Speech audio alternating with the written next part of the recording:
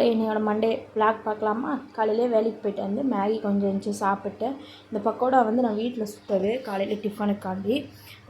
Tea குடிச்சிட்டு, டீயில் யாருக்கெல்லாம் இப்படி பிஸ்கெட் போட்டு சாப்பிட பிடிக்கும்னு சொல்லுங்கள். அப்புறம் கிசான் அப்பப்போ வந்து ரிமோட் எடுத்து மாற்றி மாற்றி பார்த்தாங்க, மாற்ற முடியல. இந்த குடும்பம்லாம் பார்த்துட்டு அடுத்த வீடை க்ளீன் பண்ணிடலான்னு சொல்லிட்டு ஆரம்பிச்சிட்டேன்.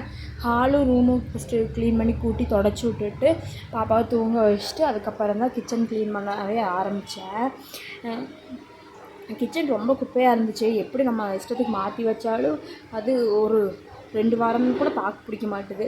சரி க்ளீன் பண்ணிடலாம் அப்படி சொல்லிட்டு அவள் தூங்குகிற டைமில் இந்த வேலையெல்லாம் பார்க்க ஆரம்பிச்சிட்டேன். எல்லாத்தையும் எடுத்து ஒதுக்கி வச்சுட்டு டிவியில் யூடியூப்பில் மெலடி சாங் போட்டு அப்படியே சாங்கை கேட்டுட்டு இதெல்லாம் வேலையெல்லாம் முடிச்சாச்சு.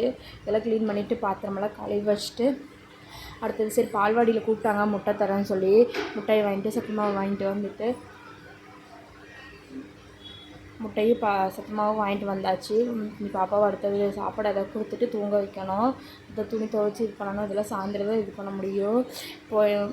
வெளியே போயிட்டு வந்தேன். அப்போ ஒரு வயசான ஒரு தாத்தா படுத்திருந்தார் ரோட்டில். அவர் வந்து ஒரு 5 மாதத்துக்கு முன்னாடி வந்தார். அவர் வரும்போது பார்த்திங்கன்னா ஒரு நல்ல ஒரு நீட்டாக ஒரு பேண்ட்டு ஷர்ட்டு போட்டு வந்தார். அவர் பார்த்தா ஒரு கவர்மெண்ட் ஜாப் போன ஒருத்தவங்க மாதிரி இருந்துச்சு. இப்போ மழையிலையோ வெயிலையும் இடம் இல்லாமல் ஒவ்வொரு இடமா படுப்பார். நான் பார்த்துருக்கேன். நான் கடைக்கு போகும்போதெல்லாம் ஒரு டைம் பிஸ்கெட் வாங்கி கொடுத்துட்டு வருவேன்.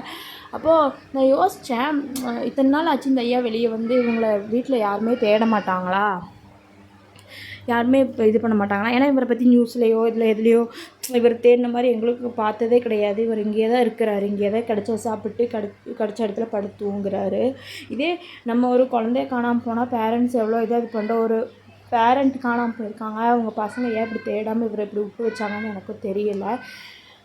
என்னவோ பார்த்துக்கோங்க. பின்னாடி நம்ம அம்மா அப்பாவை நம்மளையும் இப்படி தான் கஷ்டப்பட்டு வளர்த்துருப்பாங்க. நம்மளும் அவங்கள கைவிடாமல் பார்த்துக்கணும்ல. நான் ஏதாவது தப்பாக பேசியிருந்தேன் என்னை மன்னிச்சிடுங்க மக்களே. சப்ஸ்கிரைப் பண்ணுங்கள், லைக் பண்ணுங்கள், ஷேர் பண்ணுங்கள் மக்களே. தேங்க்யூ.